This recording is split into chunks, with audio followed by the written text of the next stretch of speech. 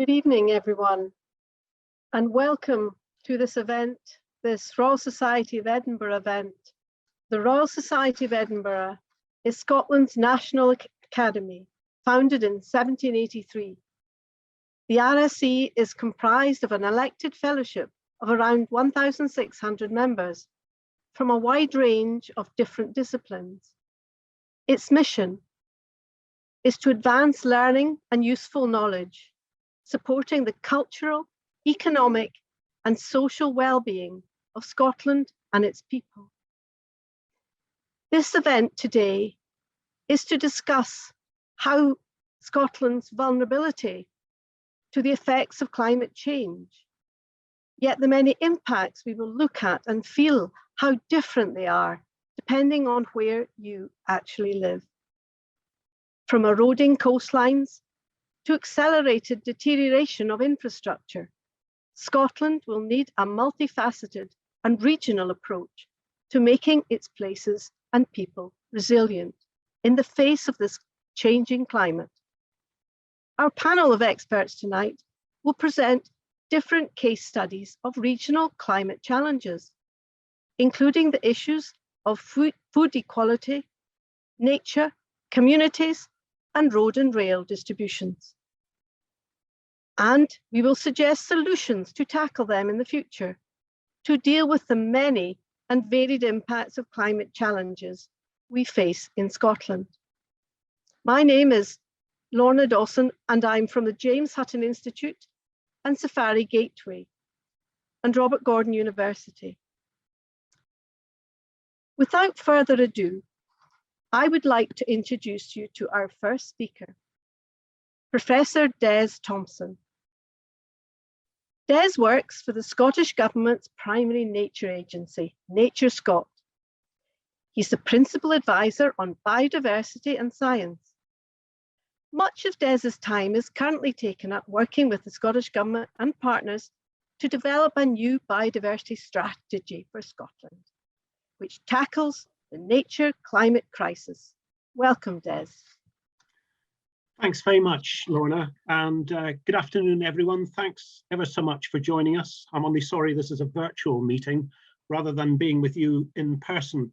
Because I'm the first to go off, I'm going to show a few more slides than my fellow panelists, so please bear with me. By way of background, just to remind ourselves that the climate is warming. There's some fantastic material on the Royal Meteorological Society website, and here a graphic showing changes in temperature since 1650, and you can see how we've got this very steep increase, especially since the early 1970s, and indeed for rainfall as well, these heavy rainfall events which we hear so much about in the news, again there since 1960, this sort of steady increase that we're seeing in heavy rainfall. Next slide, please. And my goodness, with flooding in the news at the moment, some compelling statistics here from Professor Alan Werity, a fellow of the Royal Society of Edinburgh, indicating that more than 250,000 homes, businesses and services are at risk of flooding. 2,000 kilometres of our road network are at risk of flooding. An additional 100,000 properties may well flood by 2080. The statistics on flood risk really are stark against this backdrop of climate warning. And so we really do face great regional climate challenges. Climate change is happening. We're seeing warming, more rainfall, more associated extreme events through floods, droughts, sea level rise, etc. And floods and droughts can occur within a couple of days of one another. And much of this is due to generational embedded land and sea intensive uses. We are responsible for where we are at the moment. And our response to climate change has to be from international to local, has to be holistic, transformational, community-led, has to be well-resourced, and it has to be ingenious. And I hope we'll hear about some of all of this this afternoon. And we need to work with nature, nature-based solutions involving engineering, technological advances, environmental work, societal and attitudinal developments. And we need to work across the marine, rural and urban environment. And so, in essence, we have a nature climate crisis, and really we face a triple challenge. We need to transition to what's called a net zero economy by 2045. We need to enhance the state of nature so that nature is more resilient to and working for us in dampening the effects of climate change. And of course, we have to adapt to climate change. And we need to do all of this, all three things at the same time, in the same areas of land and sea. And nature-based solutions, which we'll hear a bit about, must deliver at least a third of our net zero targets. Now, I've shown in a very simple graphic here in the bottom left-hand corner what happens to our peatland resource, where peatland is degraded, it emits carbon dioxide, but where you restore peatlands, then you're drawing in and storing the carbon dioxide. If you think that 80% of our peatlands in Scotland are in a poor state, you realise how much carbon they are pouring out, and therefore the effort we need to put into restoring Scotland's peatlands. And at the moment, Scottish Government's committed £250 million to peatland restoration in Scotland. And so there are a great range of nature-based solutions, and I've just shown an example here from Glasgow City Council in terms of how you can improve the city environment through managing your waterways and your woodlands and your grasslands so much better to soak up the carbon and to reduce the risks of flooding. And my final slide then is that across Scotland we can have a whole range of nature-based solutions that benefit both nature and the climate. And these are the sorts of scenarios we will be looking at ahead in Scotland and indeed further afield. Thank you very much. Thank you very much, Des. As always, we can expect a really thoroughly interesting and informative set of slides from you. Thank you. So now I'd like to introduce our next speaker, Professor Michael Davies, FRSE, Professor Emeritus in Engineering at the University of Sussex.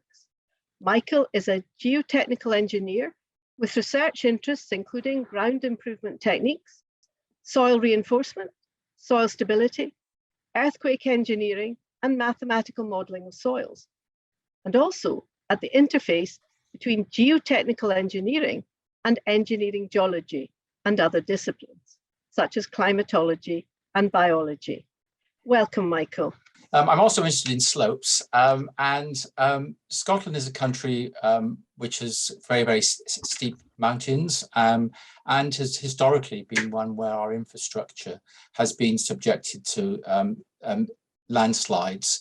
I'm showing you 4 examples here, 2 of which are actually landmarks in research in looking at climate change effects on slope stability. If you look at the top left-hand corner, we have the Glen Ogle slide, or two flow slides that took place in August of 2004.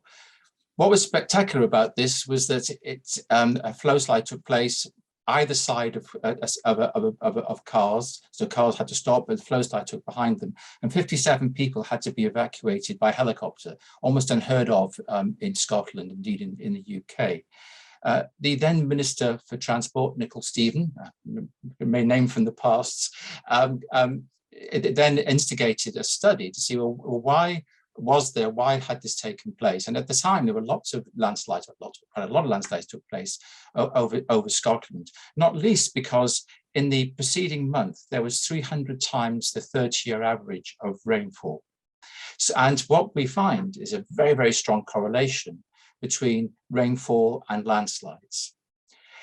At the same time, over on the A83 in Argyll and Bute, what has now been called, I think, Scotland's most notorious road, through Rest and Be Thankful, there was landslides taking place there as well. In fact, there have been landslides there in the years 2007, 9, 11, 12, 13, 15, 18, and 20, which I'm showing you here. And in fact, that's the 4th of August in 2020. There were more landslides in September and October of that year, which really has caused huge problems. And if you've been following the news, you'll see that there's work has taken place to find a diversion, a new route through the Glen, in order so that you can avoid or minimize the effects of landslides. So that's on our road network. If we then turn to the rail network, we're all probably aware of the tragic accident in Carmont near Stonehaven in August of 2020. There, a slide took place onto the railway line, as you can see in the bottom left-hand corner. It was actually gravel from a drain, which had water come over a field, flooded down through the drain, overwhelmed the drain, brought gravel onto the line. Train went through, and the sad consequences you can see in the next photograph. It's about 60 meters down the line where there was a derailment. Whereas, interestingly, the Glen Ogle landslide woke up the Scottish government and Transport Scotland. The Carmont Stonehaven accident has woken up Network Rail, and 2 studies have come out of that. A weather task force and a review of earthworks management, which are on a national level to address climate change and the frequency of management of landslides on the rail network. Just as another example, on the right-hand side there is one in Fairley in Ayrshire on the Largs line. And you can see there 2, in fact, that particular day, 6th of February 2021, last year, two landslides took place, one at Fairley, one at West Kilbride. And it took 7 weeks to clear the track. To get a sense of scale, those little orange dots in the bottom there are people. And the length of the track that was covered by the landslide was 50 meters. So it's a huge amount of track. Fortunately, nobody was on the track when that took place. But it shows that these sort of slides take place very regularly.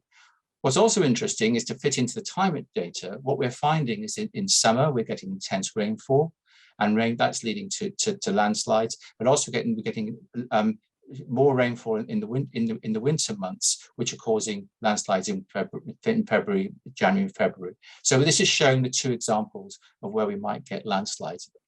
Just a very quick slope stability 101, really, just to show you why rainfall affects causes more landslides. Top left-hand diagram, you can see very simply the red line there shows a resistance along a potential shear plane, which is holding the block of soil that's above it in place. If the shear resistance, if that plane weakens, then the factor of safety will reduce. So a factor of safety of when it fails. So we're always hoping that the shear resistance is greater than the shear force. In the bottom left-hand corner, this is one example of how infiltration of soil can actually cause failure, because that shear resistance comes from what we call the effective stress of the soil. The effective stress is that the stress is acting on a shear plane minus the pore water pressure, or the pressure in the water. So if the soil is damp but not saturated, you'll get suctions. And if you get infiltration, those suctions will enhance the strength of the soil. And if those suctions vanish due to infiltration, the wetting of the soil will weaken, and that will cause a failure. Opposite in the bottom right-hand corner is a reverse that will happen. If you get rain infiltration and you get rising water, so the pressure goes up, again, what we call the total stress minus the pore pressure gives us a reduced effective stress, the soil will weaken. So damp soil with suction weakens when it gets wet. Dry soil with rising water table weakens when it gets wet, and that will both lead to failure. Top right-hand corner just shows the sort of morphology of a debris flow. What we have a failure that takes place at the top in the source area, creates a scalp. The soil flows down a flow track, and if there's a road in the way or a railway in the way, that will flow over the railway, and there's a run-out lobe at the bottom, or a fan, sometimes it's called. So it shows you how what happens over a failure. It comes down the side of a mountain and down onto the base of the valley. It can be enhanced, though the speed of it can be enhanced quite considerably if it goes into a channel, and it can take, and really it can take quite large boulders with it. In fact, in Glen Ogle, they measured the mass of a 9-ton boulder that had been carried down the mountain onto the road due to the flow slide. Just to show you where does climate change come into this? Well, climate change will result in, as we know, in greater rainfall, greater warmer summers, in fact, indeed warmer winters. And this will, and what we find is that the shear strength of soil on a slope will degrade due to weathering, and that's due to freezing and thawing in the winter, for example, or drying and wetting, and gradually over a period of time, as you'll see in the top left-hand corner, that shear strength will decline.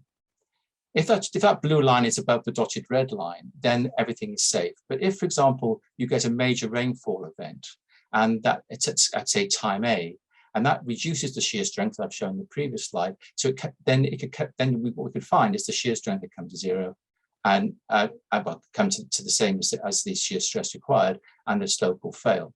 Maybe at time B, more infiltration or prolonged rainfall, and you see there that maybe not as great, and so although there's a reduction in the factor of safety, we don't get failure.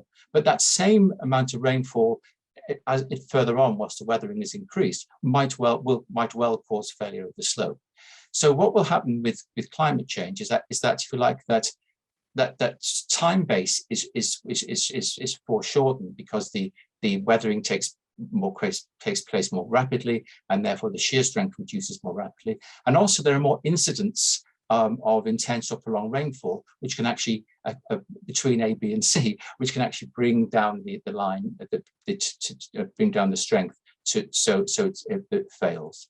That's the natural slope. An engineered slope, very, very similar, but in engineered slope, we have sort of, having been created engineered, we have a period of reliability, and you'll see the black line there is what you would expect over a period of time due to natural weathering, natural processes. In railways, for example, rabbits digging into embankments is one of the major causes of failures. And so basically deterioration over time. Line A shows what happens with climate change, how that can be accelerated. And so we shorten the age of an asset due to greater weathering taking place. And indeed, we might even get some events such as the vertical lines that have come down in the previous diagram if there's very intense behavior. But it's not, line B shows what happens if we take mitigating actions, and maybe something we can talk about later. But basically, as in terms of engineering actions one can take to actually lengthen the age of a slope by being aware that there's this deteriorating and actually taking actions, be it strengthening or regrading or putting more drainage in to prevent that deterioration taking place so quickly. And hopefully we can discuss that later on. Thank you very much. Very much, Michael. That was a fascinating talk, and you just explained the importance of that understanding of the soil beneath our feet and how it interacts with the nature and the environment around us. And it's vital for protecting human life to have that understanding. The next talk is by Professor Roger Crofts, FRSE. Roger will be known to many of you. He's a trained geographer and geomorphologist. He's worked in many universities, the Scottish office, and was the founder CEO of Scottish Natural Heritage, now known as Nature Scot. In retirement, although I don't think Roger has ever or will ever retire, he advises, lobbies, writes, and talks to anybody who will listen in Scotland. I'm sure many people are queuing up to listen. In Iceland and Europe, on environmental strategy and policy, geoheritage conservation, protected areas, and good governance. Welcome, Roger. Thank you very much indeed. Well, we've heard a lot about greater storminess, which makes slopes unstable, and sediment flows down the slopes and soil and into the watercourses. Of course, that's not just a climate change issue. It's actually a result also of human error in overgrazing land and making it more unstable. And we've got two prime culprits in Scotland. They're called red deer and sheep. And at the coast, of course, we've got rising sea levels and greater storminess causing coastal erosion. So my message is quite simple, that nature-based solutions, and Des has mentioned those in passing already, are essential to both mitigate and adapt to climate change. And I'm just going to briefly talk about the case of rivers and coasts. Do we really use the traditional techniques to fend off water from the land and so-called future-proof them with engineering structures? The two pictures down in the bottom of the slide there, on the bottom left, shows the scheme being currently developed at Hoyk, and on the bottom right, the scheme which exists, a very important one just by the mouth of the South Esk at Montrose, to protect an important pharmaceutical production facility. So there's always a debate here about what techniques we use. I like to have a simple argument that we need to learn from nature, and there are many experts around Scotland who are really good at that. My training is way back itself, but I like to just use the term mimicking nature, and I call that natural common sense. And that should start obviously at primary school, all the way through the educational system and into lifelong learning, even from so-called unretired old boys like me. And I flag up there how we should approach this. Firstly, we should be thinking in what I call natural units. I think most people will understand what a river catchment is. And there is a small map there. I'm deliberately showing the catchment of the North and South Esk system in the Lothians, because I live right down by the river mouth in Musselburgh. And there is a scheme being put into place at the moment, which I will mention later on. And along the coast, we have managed over many years now to subdivide it into what we call coastal cells. And these are the areas where sediment naturally moves from one side to another and back, depending on wind and wave conditions and tidal conditions. So let's think in terms of natural units, not some artificial construct, which is against thinking from a natural common sense point of view. Second, and this is blindingly obvious, isn't it? But I can't resist saying it, let's identify clear objectives. You know, when you look at flood protection schemes on rivers, and we've got the Selkirk scheme, we've got the Hoyt scheme, and now the one being developed for Musselburgh, are we really asking the right question? Are we trying to slow the passage of water down the river channel?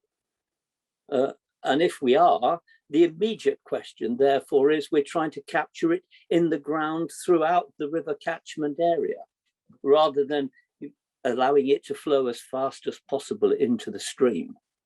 And at the coast, are we trying to build up natural resilience? Surely that's the objective we should be thinking about from a nature common sense point of view, rather than just thinking about, well, we'll build a sea wall.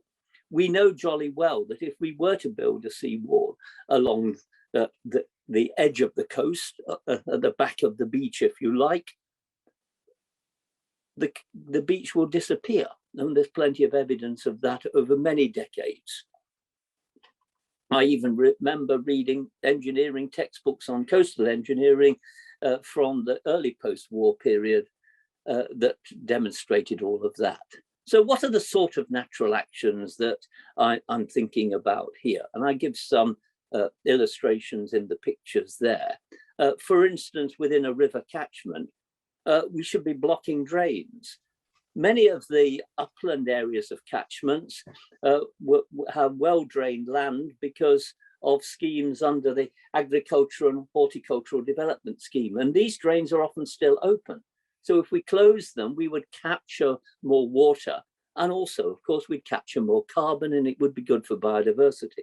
We should be opening up floodplains, working with landowners and farmers who own that land so that they can flood and store water at these peak periods of water flow.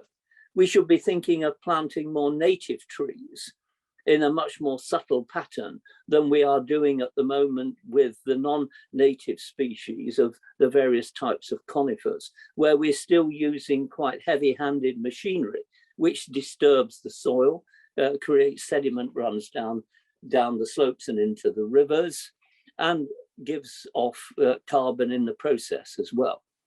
And as might be obvious from what I said on my first slide, we should be reducing grazing intensity. We have the ideal opportunity, now we're outside the common agricultural policy of the EU, to think of a much more creative policy that hits a lot of buttons in addition just to food production. And we should be thinking of creating ponds. And you can see a couple of illustrations on the right-hand side there to that effect. At the coast, there is some very good evidence that if we plant the classic grasses, the sea lime grass and the marram grass, they will not only stabilize the surface, they will actually capture sand, and their root systems are amazing. And there is lots also of giving nature a helping hand by beach nourishment schemes, pumping sand which has got rather locked offshore onshore. There's a very good example of that at Portobello Beach, the beach of Edinburgh. And there's very good examples of dune reconstruction along the East Lothian coast at Gullen. So what do we expect to happen then? We can't just play Canute. We can't just sit and argue. We look for integrated government policies, programs and actions. At the high level within Scotland, the rhetoric is really good, but it often doesn't cascade down.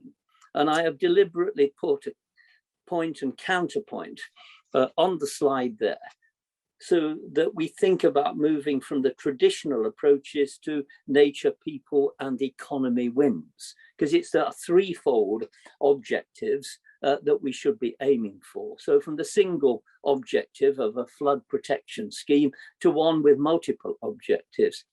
Not having uncoordinated programs, so you have a flood protection scheme, which is separate from an agriculture development scheme, which is separate in turn from a forestry scheme, but we have those that are coordinated and integrated.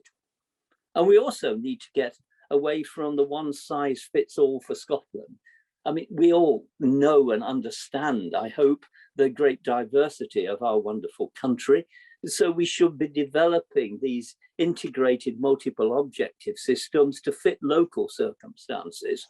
And the trick there, of course, is to make sure we involve locals rather than just buzzing in the experts who are not aware of all of the necessary history. And we need to get away from what sadly still exists on the ground of nature versus agriculture versus forestry. So we want to have linked support schemes. And there's been a lot of debate, including through the Royal Society of Edinburgh and the environmental NGOs, for example, of new land stewardship programs.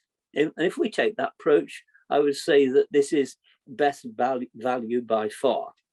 And just briefly, before I conclude, we have a Musselburgh flood protection scheme. Musselburgh has been identified for many decades as a flood risk area, possibly at the very highest approach as calculated by the current consultants, Jacobs, would flood 2,500 properties. So it's very important to try and reduce the flood risk. But talking to the engineers and the team, they say, well, why should we be doing anything about biodiversity? Why should we be doing anything about land stabilization? That's not in our remit. We're here to just do a flood protection scheme. And so they have been looking at engineering solutions, whereas a group of us within the town, an action group inevitably, are saying, well, why aren't you working with and mimicking nature? Why aren't you looking at nature-based solutions within the catchment? Are you thinking about and talking to landowners about digging ponds, about blocking drains, about planting native species, about reducing grazing intensity, and all of those things that to people like myself are very obvious? And why are you ignoring the twin crises just to focus on a flood risk instead of coming up with integral solutions? This is an interesting example of, if you like, the experts suddenly coming across people who are not entirely ignorant, should I say. In our group, we have mathematical modelers, we have carbon university experts, we have land management experts, we have legal experts, and we just have ordinary citizens with a lot of common sense who ask difficult questions. And so we need to make sure that when we're looking at these local schemes, which are predominantly a consequence of climate change, but not entirely, that the local communities have as stakeholders have a proper role to play in them. And finally, we need to make sure, of course, that in our schools, so that my grandchildren are taught to have a great understanding of the implications of climate change for them as well. Thank you.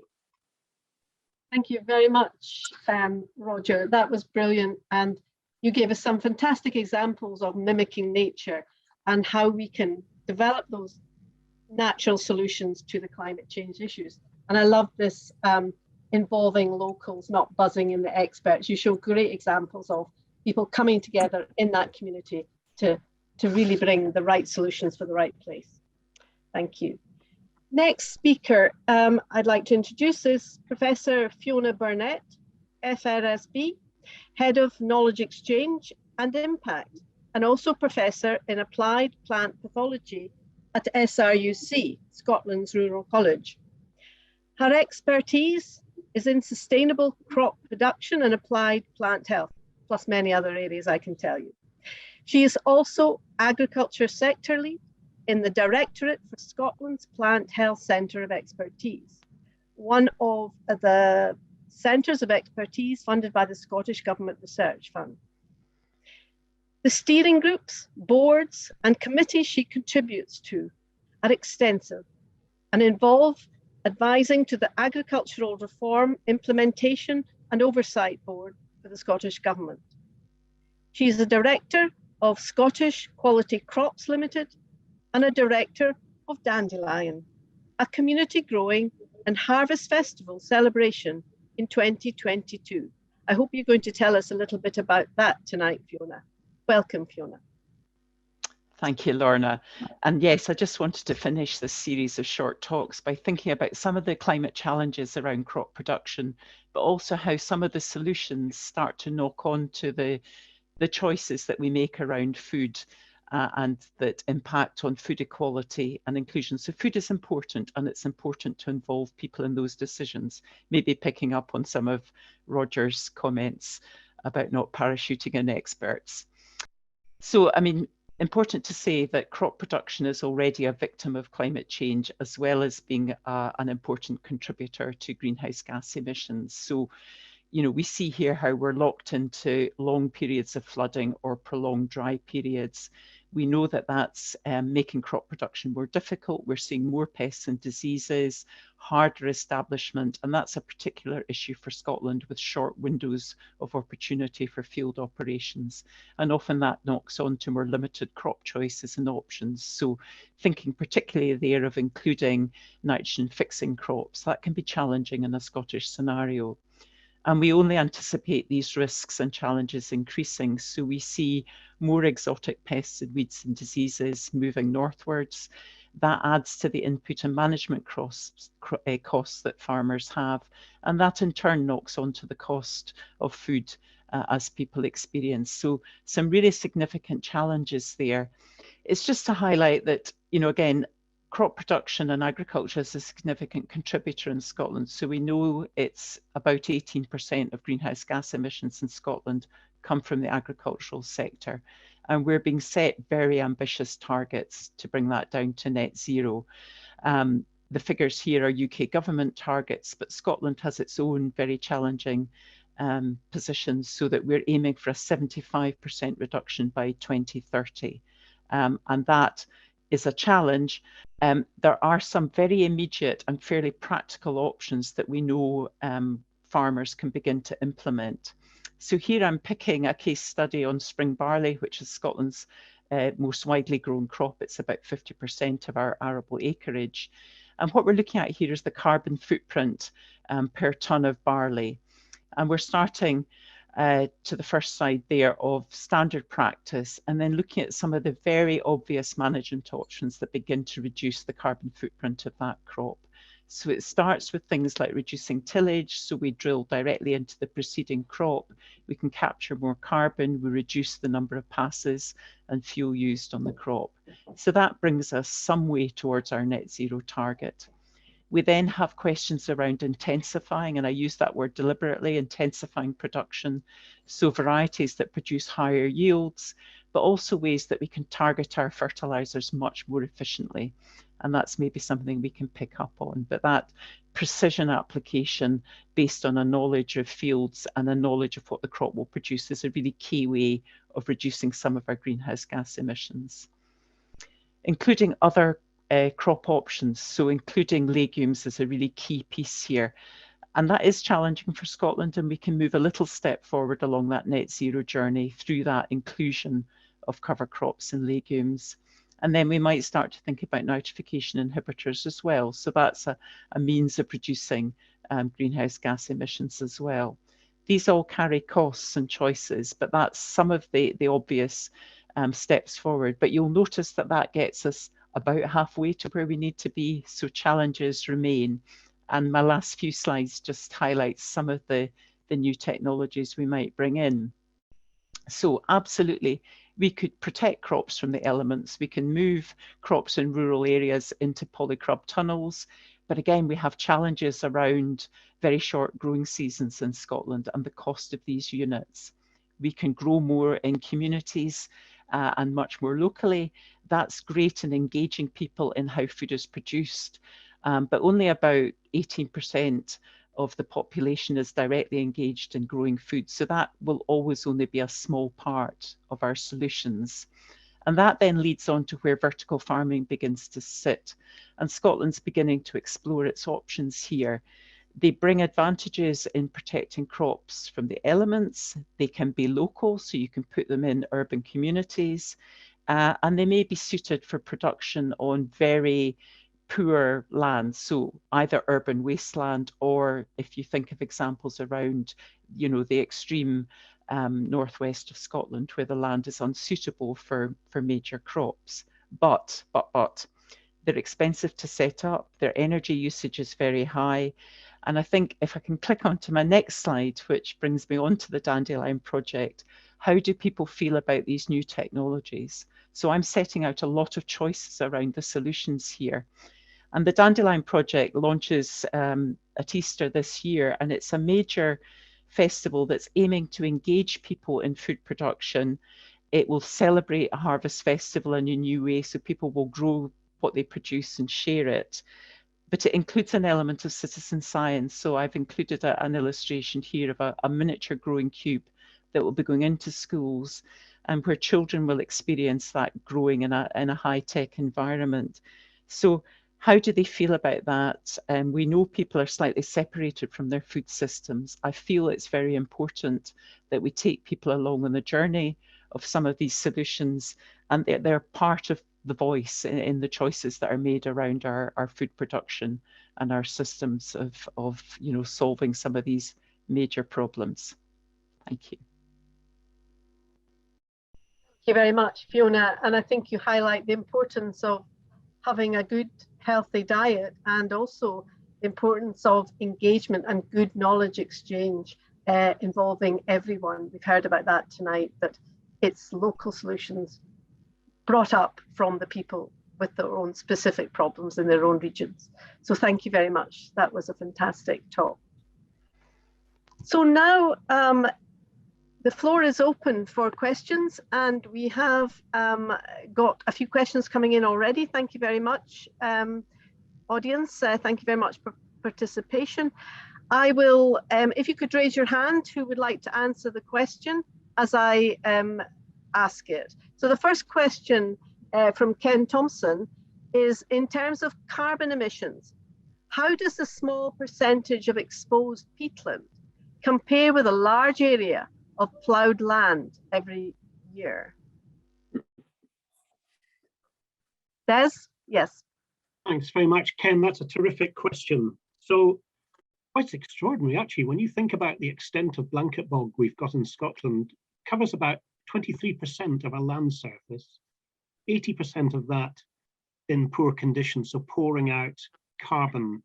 So actually the extent of ploughed land and the amount of carbon emitted from that is far, far smaller than what's coming from our peatland resource. And when you think of the depth of our blanket bogs, some of our blanket bogs are the deepest in the world, it's a massive carbon source. And once you start losing the surface layer of the blanket bog, once that sort of top, what's called the acrotelm, is lost, you just pour out carbon into the atmosphere. It just oxidizes and contributes hugely to the amount of carbon dioxide in the environment. So you're absolutely right. In terms of ploughed land, there are carbon emissions there, but nothing compared with what we're losing from our blanket bog resource. Thank you, Des.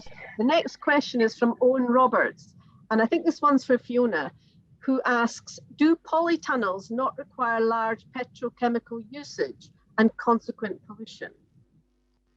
I would absolutely agree with that. And I think I have a couple of points there. The example I showed was a polycrub tunnel that's made out of fishing waste. So if you can repurpose plastic from other sources, that's one tick. But I think I touched on vertical farming there. I feel kind of hybrid systems will be the way forward. So if you have to have a polytunnel, then having a longer season, if you can have efficient lighting and heating, and you double the length of the growing season, again, the kind of print of that tunnel is reduced per unit of lettuce or whatever you produce. So I have two ways of going at that problem. Thank you, Fiona. Do any of the other panelists want to add anything to that? If not, we'll move on to the next question, and it's from John Ennis. And he's asked if the panel have any experience of growing flax, growing soil to soil with textile fibre crops in Scotland. He's suggesting offers a regenerative way forward in a traditional sector. I could tackle that one if you want. Very limited experience, and flax is an example. I think Scotland desperately needs more alternative crops. I mean, really the last major introduction of an alternative crop we had was oilseed rape, and that goes back 30 years. So I would be very supportive of this. One of the issues we have around minor crops, though, and particularly flax, is, you know, weed pressures and other management solutions. So, you know, great to have alternative crops in there, but there are major challenges around that, and it leads on to where our markets would be and things like that as well. Thank you, Fiona. From Elgar in he's asked, do you think that renewable energies such as solar power, wind power might be an effective solution for Scotland for tackling climate change issues? Michael? As a resident engineer, I ought to say something really, oughtn't I? Yeah, of course. Believe it or not, you know, solar power, I'm actually doing some work at the moment with people in Alberta, in northern Canada, or the centre of Canada, but it's pretty north compared to Scotland. Working on wind farms, on solar panel farms there. So there's enough sun there to create energy. The problem they have there is permafrost, actually, which is why I'm involved, because it's freezing and thawing, and it heaves the piles out of the ground. But that's another story. But of course, I live on the south coast of England. And as I look out of my window, I see the Rampion wind farm, which is one of the biggest wind farms, if not currently the biggest wind farm in the country. And wind power, clearly, you know, Scotland's got the biggest resource of wind power anyway. You know, I'd be appalled if Scotland was not really going for as much wind power and solar power as possible. And just reminds me, when I was in Dundee some years ago, when I worked in Dundee, I think we were declared the most sunny city in Scotland. Now there might be other people compare it to and fight against that. And we were looking at within the engineering faculty at solar power. So I'm very, very optimistic about renewables for Scotland, and you know, the sooner the better. Thank you very much, Michael. The next question for Roger, actually, I believe, and you can follow on with a reply to this as well, from an anonymous attendee. What does the panel think about the flood protection schemes being developed or implemented in major Scottish cities? Do you think that the government is taking the increased risks of flooding and coastal erosion seriously? I think, Roger, please. Well, in theory, yes, because we have the Act of 2009, the Flood Risk Management Act, and a lot of very good advisory material coming out from that, particularly through SEPA. But it's who we're employing to lead these schemes that is, I think, the worry that I personally have, as I probably indicated in my talk. We're still thinking about entraining rivers, which is the old solution, if you like, as opposed to what can we do to make rivers run more naturally. The sad thing is that we've only got some small scale examples in Scotland at the moment. We've got the example of the Brunston Burn, which runs right past the new Edinburgh Royal Infirmary and out to sea by the city boundary, and a stream that runs into the Tweed at Peebles called the Edelston Water. And one of the things that I'm wanting to talk about is how we can scale up whole catchment management action plans. And I've just formulated a proposition which we've discussed in the S River Improvement Group recently. But the barriers that I talked about from how government operates within Edinburgh don't help matters at all. One of the things I wanted to come back to, going back right to Ken Thompson's first question, is it still surprises me when you drive around Scotland at this time of year, how much traditional ploughing we still have in the arable areas. Why on earth, when we now know much more? I mean, we're pretty clued up about iron pans and the need to make sure that we don't continue to have those in leach soils, of course. But we're equally clued up about the possible loss of topsoil through wind, as well as the carbon takeoff as you turn the soil over. Whereas we know that direct drilling techniques, which a lot of the younger farmers are doing and saying this is brilliant, and even persuading their old-fashioned fathers that this is the way forward. And I still feel that we need to have a revolution in thinking about how we prepare land for crops each year, because I don't think we're moving forward as fast as we should. Thank you, Roger. Des, you want to come in on that point? Just following up on that and Ken's excellent question, it is extraordinary that in some years snowplows have been used to clear soil off the road in summer because of erosion. You know, something's going seriously wrong there. So we have to care for our soil much more clearly. And people should be aware we've got a major soils congress being held in Scotland this year, which is focusing very much on soil conservation. And indeed, Lorna, you may wish to say something about that. But returning to the nature-based solutions and what you've just said there, Roger, surely the important thing here is to adopt a sort of holistic catchment approach. It's really got to be from mountain summit down to sea.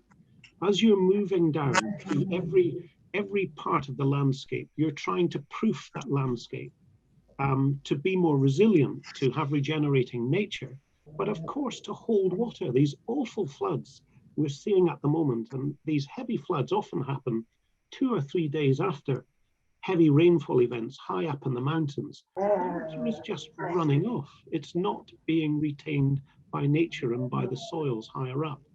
And so we need these nature-based solutions to be in place. But we'll only be able to get this if we get, on the one hand, government supporting this, and there is a real appetite in government, certainly the Scottish government, to make this happen, but local community initiatives. Thanks, Des. Fiona, can I come back to you just to give a comment about the solutions such as reducing tillage to retain carbon in our soils and also more efficient use of nutrients? And also there's a question that follows on from that with about climate change affecting barley in Scotland and barley choice of barley types. Thank you, Fiona. Yeah, I'll just pick up. I mean, I think important to say that one size will never fit all in Scotland. So minimum tillage, absolutely acknowledged as one step along the road, but it's not suited for all soils. There are investment costs in getting the kit and machinery, and we start to see weed problems building up and the concept of rotational ploughing coming into thinking. So I think it will be part of the solution, but it will never be the solution for every farmer across all of Scotland. And then moving on to thinking specifically about barley, I do think that's an important case study because it's such a major crop for us. But for example, it's very susceptible to variations in pH. So that very simple piece around testing soils and liming appropriately can really increase the efficiency of production. We are moving forward in terms of high yielding varieties. And that brings me to a point about markets. So, you know, clearly whisky is important in Scotland, and they're very traditional in the varieties that they wish to accept. So that kind of bringing the market along with you is important. And my piece, Lorna, about plant health, that idea that we move away from high yielding but vulnerable varieties that are very weak to some of the major diseases that we get in Scotland that enjoy our cool, wet conditions, and that we have more resistant varieties.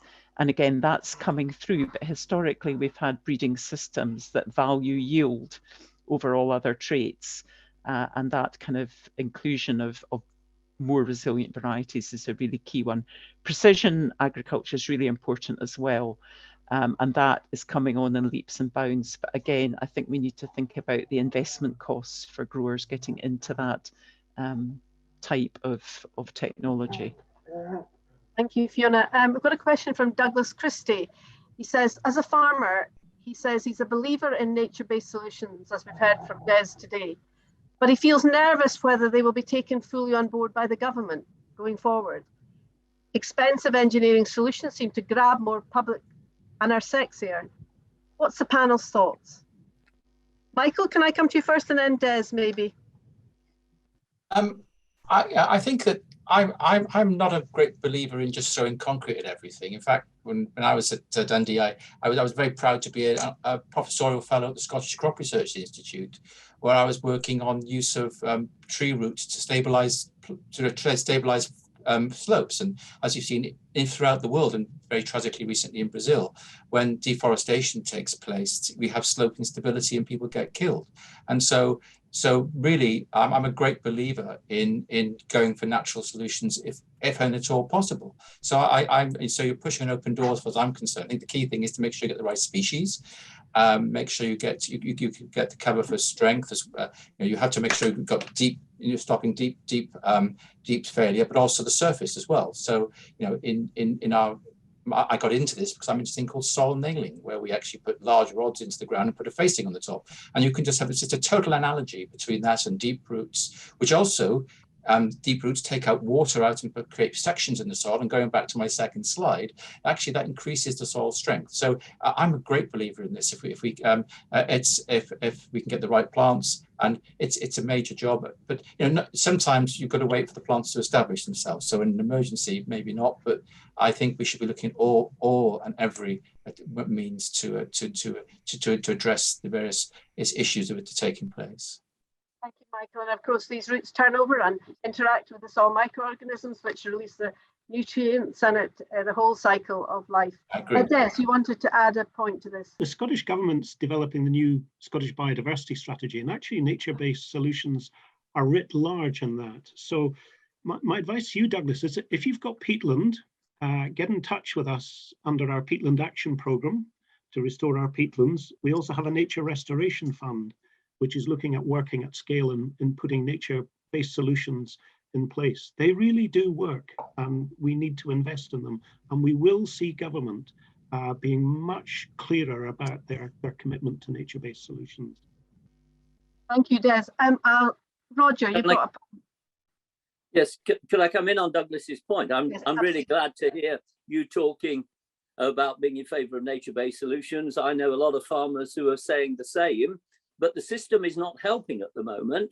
There was a wonderful report, I'm sure you're familiar with it, called Farming for 1.5 Degrees. I think it was published end of 2020, which was done by farmers' organisations and other interests to map a plan forward, which recognised all the public services and all the public goods, and how farmers were the stewards of that and the guardians of it, but they shouldn't be expected to do it on their own without support, without proper policies and structures. And yet the latest consultation from the Scottish Government on agriculture was pathetic in the extreme. And our response from the Royal Society of Edinburgh said that in very blunt terms.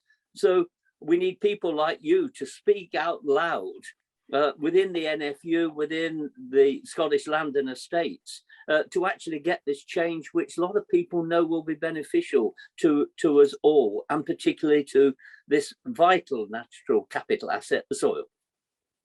Thank you, Roger. I've got about a minute from each of you to answer a question that's been posed. Thank you very much for all these questions. We could go on for another hour tonight with the interest there is. Could you, in one sentence, tell us, do you think the solutions that you're suggesting tonight are both doable and reasonable? We'll start with Fiona and go around my desk here. Maybe picking up Douglas's point, I think some of them are immediately applicable, and they might be the small incremental improvements that he's alluding to, not sexy, but doable. And then some of, I think, the vertical farming, I think, is out there. And we'll end up with some kind of hybrid solution. And we need to solve some of the other issues that have come up tonight around efficient energy use. Thank you, Fiona. Michael. Yeah, I would not only say doable, but essential. If we want to have a transport infrastructure which people can use, and not just so they can go on holiday, but so that they can go to the doctors and get to the hospital, then we have to make sure we do it. Roger? They're certainly doable because we've got lots of good examples around, but we need a change of mindsets of everybody involved in this system so that we're looking forward more creatively. We can't always get instant solutions. Some of them we've got to plan in decades when we're trying to get a better fix for nature. And Des? Yeah, this has to work. We've got a nature climate crisis. It's an emergency. So what we've been discussing today has to work. There is no option. The other thing I'd add is just stop waste. I think we could have a whole session on waste as a topic, couldn't we? That's an idea for another RSE event, I'm quite sure. But thank you very much, everyone, for attending tonight. Thanks to the Royal Society of Edinburgh for hosting this event, and particularly to Hannah Bentley and Kate from the RSE for facilitating and making it run so smoothly tonight. To the Scottish Government, to Safari for funding much of this underlying research, and Nature Scot as well for carrying out that on the ground. And to our fantastic and really informed and inspiring speakers we've got tonight, Des, Roger, Michael and Fiona, all bringing different ideas and different approaches, but they're all important because they're all integrative and they're all working with nature to find a solution to help tackle the climate and the biodiversity crisis. So through such events and through you audience contributing very much, thank you so much. We're better placed to face these many external challenges. But thank you very much for listening and participating. Thank you and have a lovely evening. Thank you, everyone. Good night.